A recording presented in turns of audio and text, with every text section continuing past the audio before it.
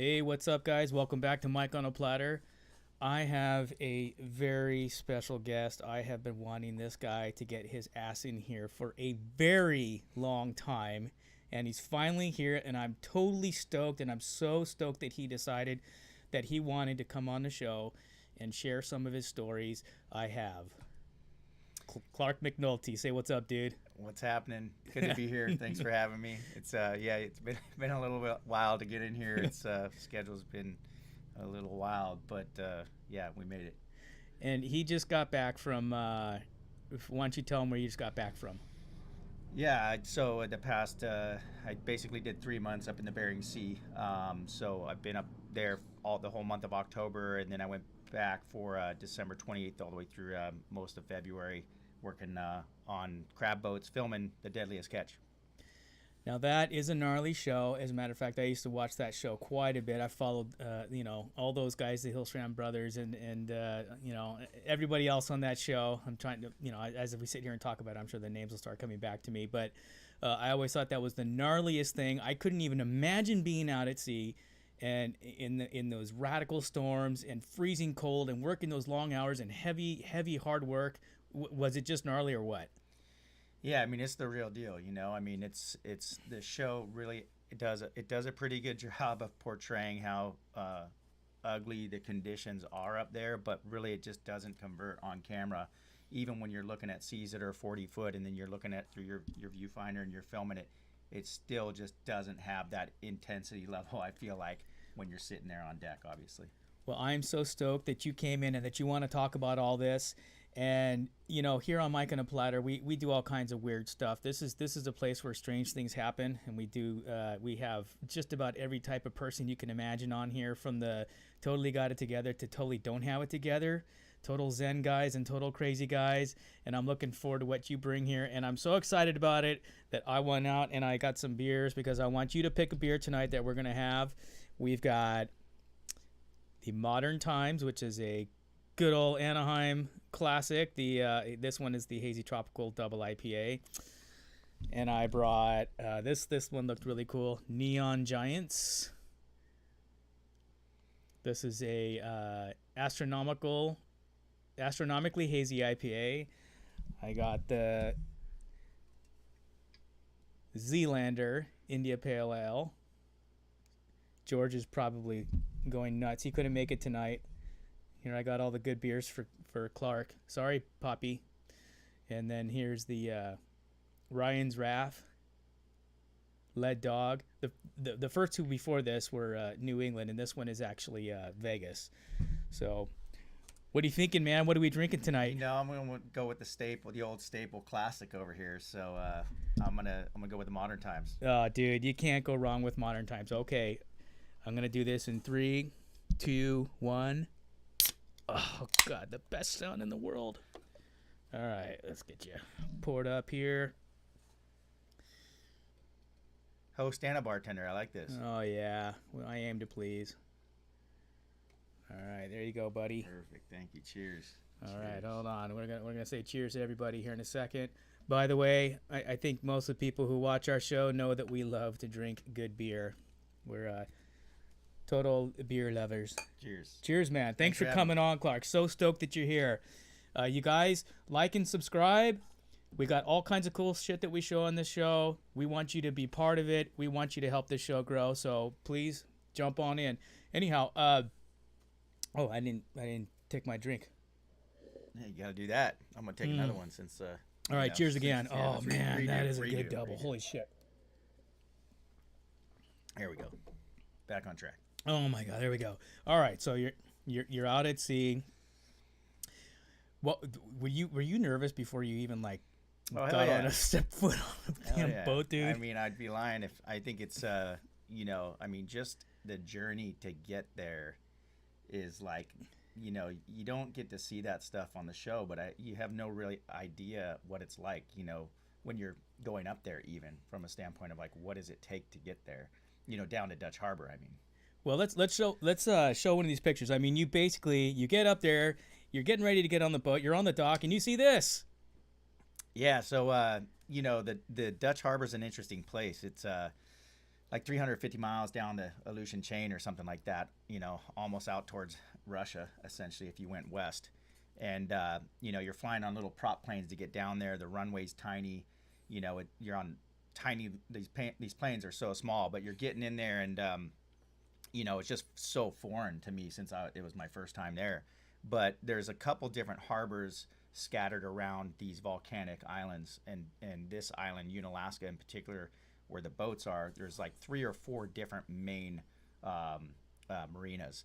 So each one has a different look, a different feel, but this one here had the Saga, it had the Northwestern was there, Summer Bay was there, a couple of the other boats were there, and just really interesting to see how these guys get rigged up and get ready for their seasons.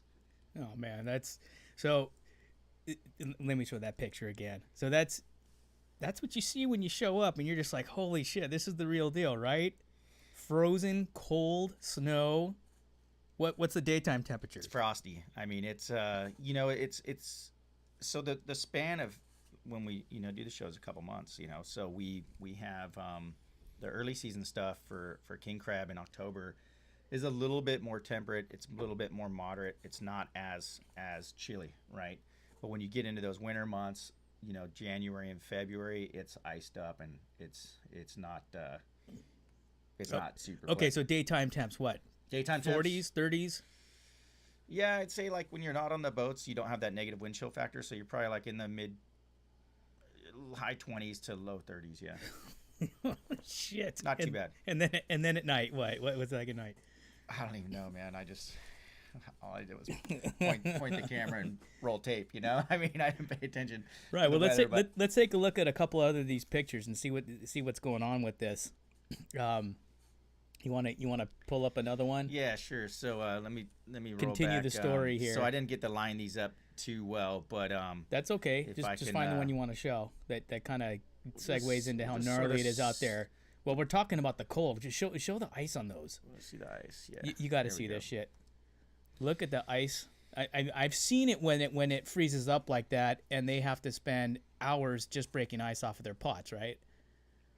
Yeah, so these guys have all sorts of different types of tools they're using. I mean, you can see he's got a marlin spike in his hand here. So, they're using ice sledges, ice axe. They're using axes. They're using these marlin picks. They're using spades. They're using all sorts of different tools that they can use to just chop the ice, break the ice, shovel ice off deck, because this stuff is weighing tens of thousands of pounds.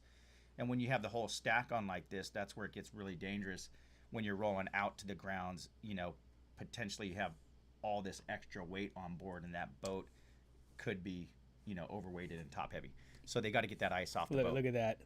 Oh my God. Yeah, I remember seeing some episodes. I used to follow it years ago a lot. And I remember seeing those big stacks, and they're like, okay, guys, right, waking these guys up, and they're in a deep sleep in their cabins. Guys, we got to break ice. Can you imagine being like in a deep sleep? You worked 18 hours, you're butt cold, and you have to wake up and go break ice at 4 a.m. or whatever it is. Yeah, and it's critical to the operation, so there is no real choice on, whether you're doing it or not. You're doing it, and it doesn't matter how cold it is. I mean, these guys are up on top of the stack in difficult conditions. I mean, treacherous conditions, breaking ice. So no, it's so gnarly. Well, and then of course you have to deal with the seas and the wind. Yeah, the freezing spray for this stuff, and that's primarily why these pots and the boat starts to ice up is due to the freezing spray. And I think you gave me a video. Let's take a look.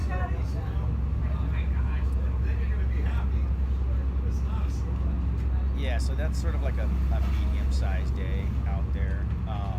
Most of the big stuff. I just come back up to the house and turn my phone on for a second.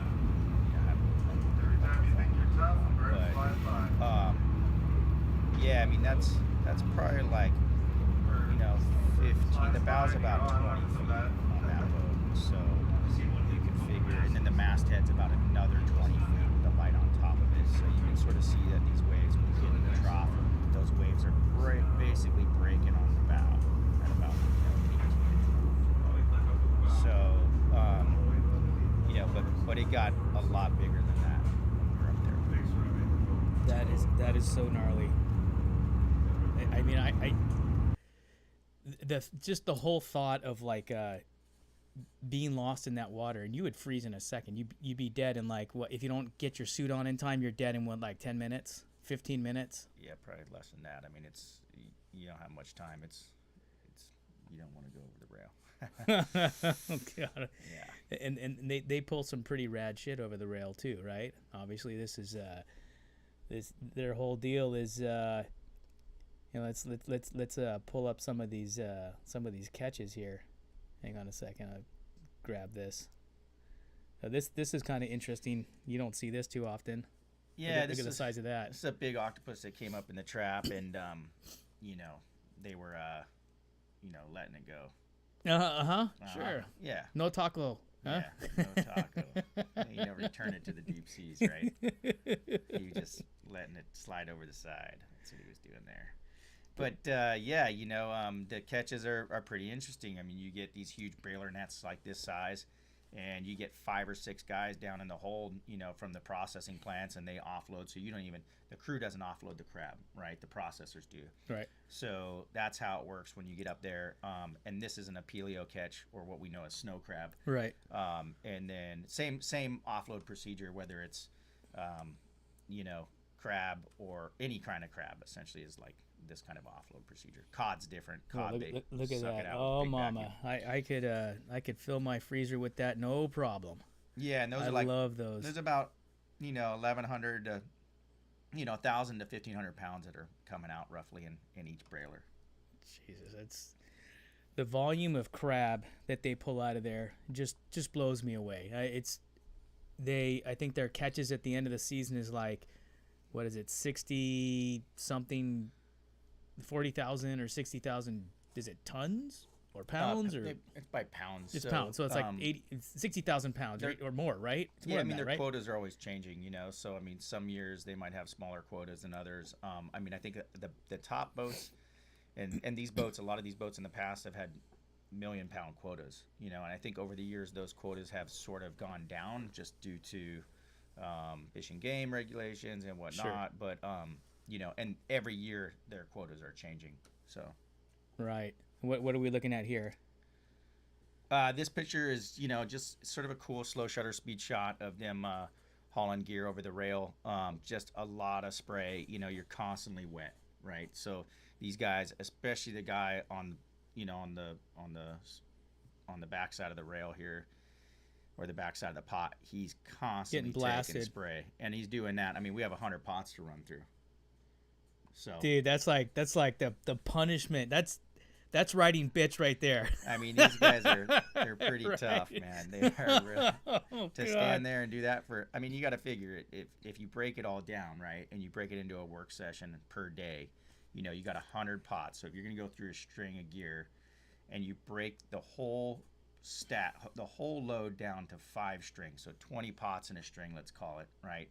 It probably take you about 2 hours on paper without storm conditions, just in flat, calm seas, to run through, roughly 2 hours to run through 20 pots, to haul, dump, and reset gear, right? So then you got another hour jog to the next string.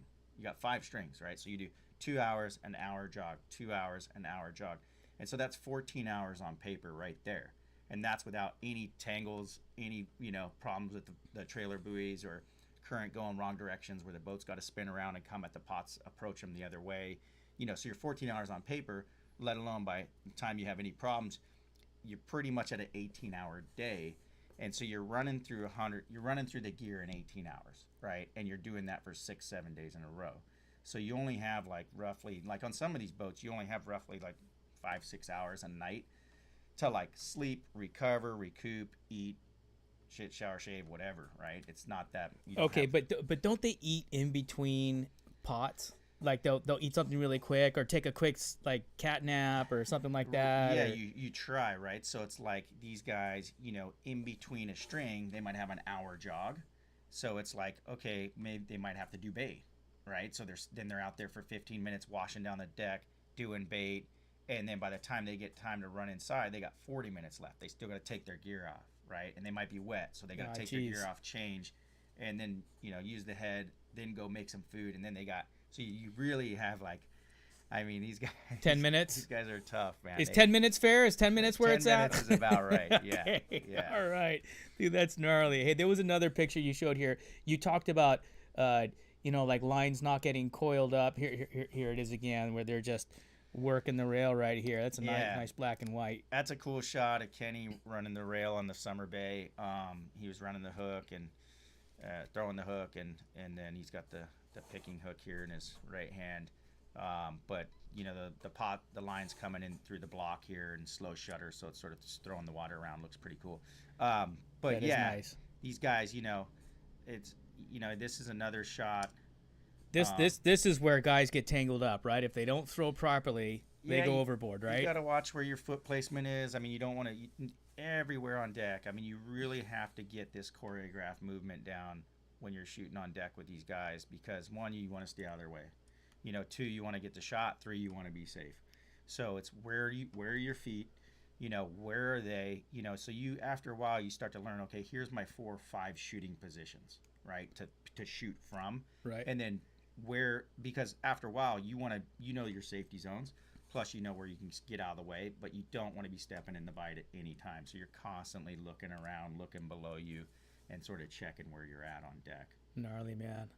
Yeah, and these shots, these guys are throwing, again, 100 pots. He's throwing shots, all day long that are probably weighing 75 pounds on the minimum. The pots weigh that much? The shots, the big coils. Oh, okay, the coils of rope. Oh, yeah. Man, that's heavy shit right there. So they're throwing those, and there's usually 3 shots per pot. So, I mean, these guys are bench pressing weight all day long. No, man, these guys must be so strong. Here, there's a rad shot here. Who's this? This is Dave. He's from the East Coast originally, Connecticut, I think. Is that a mermaid tattooed on his face? I don't really know what he had. He had something before. I think he covered it up, and it might be a skull actually, of and teeth or something. But anyways, gnarly. Oh, and on his chin. Oh, he went for it, man. Damn. So he's a pretty nice. He's a pretty nice guy actually. He's obviously been through a lot in his life. But he's got a cool story, and he's out there grinding it with the rest of these guys and earning his keep. Dang, man. Yeah. So there they are, standing tall and standing proud on their pots. Yeah, in the harbor, right? It's just constant work, right? This is like we're coming in. There's different processor islands, so it depends on what's happening on these trips. But you might come in and offload at in Akutan or St. Paul or any one of these other processor islands to get your catch off the boat. So these guys are constantly moving gear around to get the hatches open. Sometimes they'll come in with half a stack on, and they'll lay pots out front in a line just to get pots off the deck so they can pull the hatches to offload the crab. And then once they get the crab off, they'll go back outside and they'll haul a string, all those pots back on, restack them, rechain it down. Oh, man, just never ending. It's never ending, yeah. Hey, I know this boat. Yeah, I think everybody knows this boat. Famous boat, Captain Keith on the Wizard. So, I think, if I understand it correctly, it's a pre-World War II boat. So, earlier than 1940s, maybe. We're right in that zone, in that era. And it's an older boat. It's bigger than most the show boats. And when I mean my show boats is the boats that are on the show. Okay. I think it's just maybe bigger by about 30, 40 feet. But they carry a bigger load of pots than most of the guys, I think. I really like this picture here. Let's get this one. This is a beautiful picture. Yeah, this one my friend Charlie sent me. He took this from the Cornelia Marie of us hauling gear on the Time Bandit in the fall season in October. And that's, if you look close, I'm sort of on the rail there. It's pretty hard to see, but I'm on the rail in orange with a blue bag over the camera, and those guys are actively hauling pots there at the launcher and at the hauler there. See if I can get in there, right there. Yeah, so okay. I'm just shooting up the rail, down the rail. No, this is a great shot. Coming up. Very pretty. Yeah, good light, for sure. Sweet. Yeah. Oh, man. Dude, so when we're at any point were you fearing for your life, so to speak? Well, I think, most Like, oh shit, this is the one. This is where we're going down. Yeah, I think like the first couple days of one of the trips we had, we sort of came out into and I the show is premiering this week, and I think it actually they aired the first episode last night, and you'll have to watch it to see. But when you get in these conditions, I mean, these boats they're big battle tanks, Cadillacs. I mean, they're made for these kind of conditions. Sure. But for a guy that's never been on them, yeah, you definitely are like, whoa, is this boat like gonna handle this stuff? But hey, so do you make a cameo on there? It's impressive though. I mean, these things are really built for that. But it's also like any other boat that you go to sea on. It's all about when was the last time you replaced your bilges, and how often are you doing engine room checks, and who's doing the maintenance and the upkeep, and but some of the boats, obviously they all have a routine of doing engine room. They have so many pumps running all the time to keep the live wells for the crab full and flooded. So they're constantly running through the engine room looking at all the systems to make sure they have no issues happening. Okay, so did you ever fear for your life though at any point? No, I just think you have to understand that where you're at, and that you got to sort of be mindful that you can't really make any mistakes. Okay, did you get sick at all? No, Not once? You didn't puke once? not once. Dude, I would be throwing up like the entire time. No, Seriously, not once. You didn't throw up once. not once. Do you get seasick normally? Only if I'm hungover. Dude, okay, so I mean- one time I went on a Fathom Mirrors competition. I took my son out on our double orange kayak, and I drank a lot with my wife's father. He likes his rye. They're from Canada, eh? Oh yeah, that'll get you. The next morning, I went out in my Spicy. kayak after about 3 hours and 20 puke sessions, and feeling like I was about to pass out from dehydration and cramps from throwing up. I finally said, Kelvin, sorry, dude, I got to pull the plug on this. I got to get to shore. Yeah, I mean, most, I didn't drink up there at all, and you're not, the last thing you want to do on these, at least for me, is drink and, you want to be completely got your shit together. But doesn't that kind of take away from the drunk captain kind of vibe thing, like the captain who's always drunk, or isn't that a thing? Nah, there's no drunk captains up there. Yeah, whatever. No, I wouldn't. I couldn't imagine that. I couldn't imagine being like hungover and drunk on a boat like that. Plus, you got so much work. How are you gonna get it done?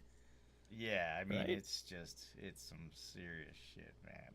It's just, I still just think about it. I'm like, wow, that really happened. Okay, so you were doing like 6 hours of sleep too, right? 5-6 hours, and then out all day on deck, getting tossed around, and you're not doing all this heavy work, but you're like, Right. holy shit, I'm getting my ass kicked right now. Right. Yeah. So it gives you a good appreciation of what these guys are doing. I mean, I'm definitely working the same hours as them. If they're on deck, I'm rolling camera. So, pretty much I'm on their same schedule. I'm embedded with the crew as crew. Hey, did they like you? Like Really like you? I mean, I think the first boat, dude. I don't know about the second boat, man. We had a bit of a longer trip, and Clash of the Titans. we were just like, they were just grinding, and when you're sticking a camera in everybody's face, I think people are just like, oh man, can we just get our job done? But Hey, but fuck off, mate. It is part of their job too, right? So, I mean, yeah, everybody was cool. I think you obviously have personality conflicts from time to time, just because you're human and you're working in harsh conditions. Anybody throw an octopus in your face? No. I can't see you as the guy who would get something like that. There's a lot of like pranks that happen though. They definitely like. All they right, love the so pranks. let's hear some good pranks. I Any mean- that you were part of? Yeah, a lot that I filmed that'll be on the show this year. Yeah, I mean, there's definitely a lot of like, powder and milk bombs, and they love. For me personally, they like to prank the cameraman a little bit. So they'll take tuna clips and they'll tie a big old string on it, and they'll clip it on the back of your jacket, on your Grunin's jacket while you're not looking, and then you have this little tail, right? So they'll make little jokes, like little like things under their breath about like, oh, you donkey, or like, Yeah. so they just like mess. It's just sort of like passing the time. It's and, like having a kick me sign on your back, right? Yeah, exactly. So then by the time then you catch it, and then everybody's, you're always just like messing around just to keep it fun. Yeah, well, I imagine when those guys are freaking tired as hell and they've had a long run, especially like when they're like double and triple soaking pots in the same spot because they're on a hot run, right? Yeah, So or not, or you're just pulling blanks. But like sometimes you get days and days. I've seen those guys get so freaking tired that they're like ready to punch anybody, right? They're just done. Yeah, I mean, it's tough, man. It's definitely the toughest work that I've ever seen or been involved with. I'd say those are the epitome of men right there. That's like man card number 1 right there is being able to deal with that shit. Holy it's God. constant. It's constant. It's not like you're just on a boat running a boat. I mean, you're out there in the conditions, grinding away, working with heavy equipment, with dangerous stuff happening, and you gotta be alert, and it's hard to be alert when you're working 18-hour shifts for 7 days. Okay, so I got a question for you. You see this really nice, I did this for you, Clark. This is for you. The moon. All right. I wanted you to be in a nice, tranquil. Yeah, appreciate that. Evening background, because I'm sure you had a lot of horrendous nights where it didn't look like this. No, it did not look like that at all. Not once. Did you ever get a clear night like that? I saw the moon a couple times, but It was up there and it was cloudy, and I mean we had some nasty conditions, man. It was. I mean, no breaks in the weather. The first season up there, no, none. Like it blew for 2.5, 3 weeks, just like constant, like 20 to 40 foot seas, and just like, 20 mile an hour to 65 mile an hour. Like it. That's gnarly. Yeah. So you didn't get to see any stars or anything like that? I don't know. That was the last thing I was looking for was star. I was trying to go to sleep. If I had any. Okay, time. so you didn't look up into the sky and see if there was like any weird shit flying around. No. Because you know what this show is all about, right? Yeah. No, I didn't see any aliens. No. Not this trip. No. No. Okay. No, I've seen them before though. Maybe you pulled some out of the water, some aliens. No, I've seen some over at Catalina Island, Descanso Beach. Okay. Yeah. Watch out. I didn't let that comment go. I want to hear about this. I want to hear it right now. You have to go. You have to go to Descanso. Everybody's got to go to Descanso Beach this summer. Okay. Go look, you're gonna see them.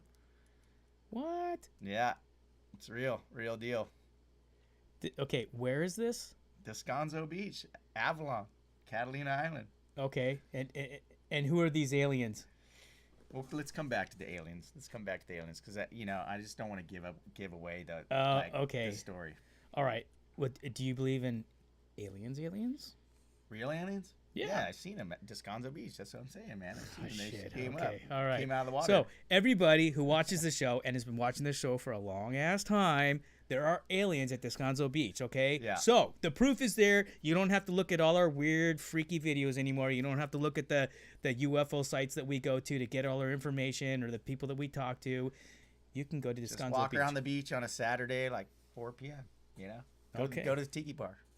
Okay. Yeah. All right. We'll have to check that out. What else you got, man?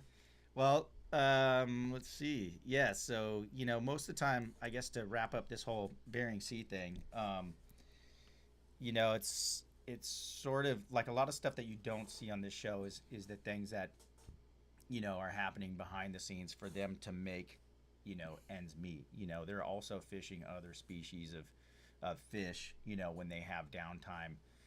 But they do have to re-rig for stuff if they're fishing cod, if they're fishing, like this year, they fished a lot of different species because they had a problem with the DFG and the crab counts and seasons where certain species were shut down. So if you watch the show this year, there'll be a ton of that story about, why they're fishing different species. Okay, and I want to ask you about that. Cod, like what kind of cod? Like the standard typical cod, or is this like ling cod, or what is it? Yeah, so it's ground fish. They're ground fish cod, right? So you have black cod, and so there's black cod permits, and then you have your regular cod. I don't know what's white cod, but that's what you like your fish fillet sandwiches, or your your fish sticks, right? That's cod or haddock anyways, we did 1 or 2 seasons of cod, and that was a grinder. I mean, we grinded it out and offloaded a lot of cod. I can't say how much but it'll probably be on the show this year. I'm not sure if it makes the cut or not, but okay. We'll see. I got another question. So we've seen these guys like get mad at each other, and we've seen some fights. Is it more brutal off camera or less brutal off camera? I think it's more brutal off camera. I mean, there's like so much stuff that just probably doesn't get covered because you have thousands and thousands of hours of footage, right? And if the story isn't there to turn it into something, whether there's personality conflicts or whatever, I mean, these guys are just in tough situations, so I see how their temperatures boil over, but and also like, it's like you can't have a camera there all the time either,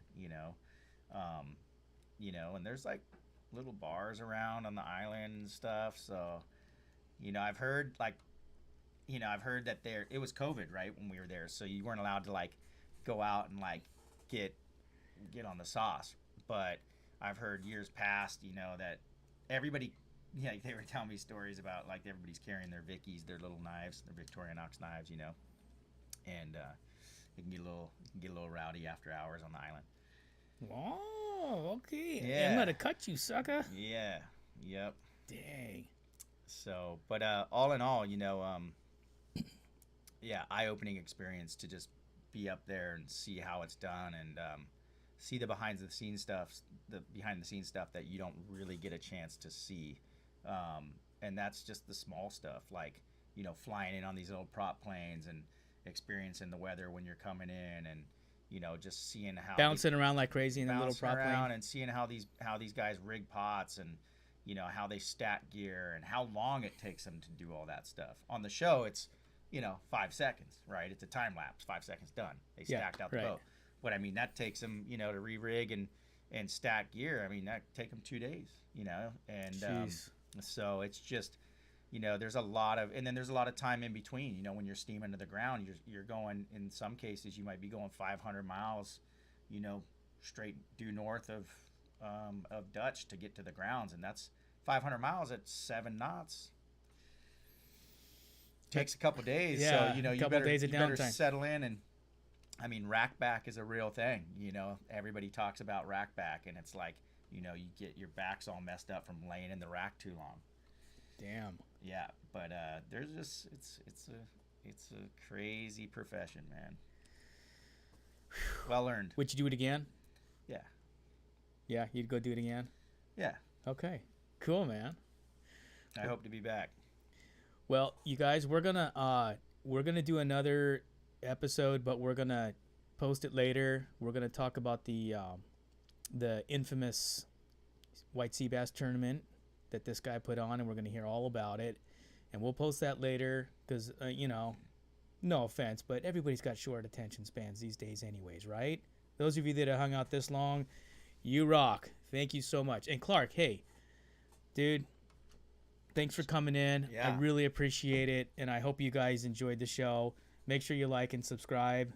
We'll let you know when the next the Clark thing's gonna come in. I'll probably put it up next Monday or Wednesday.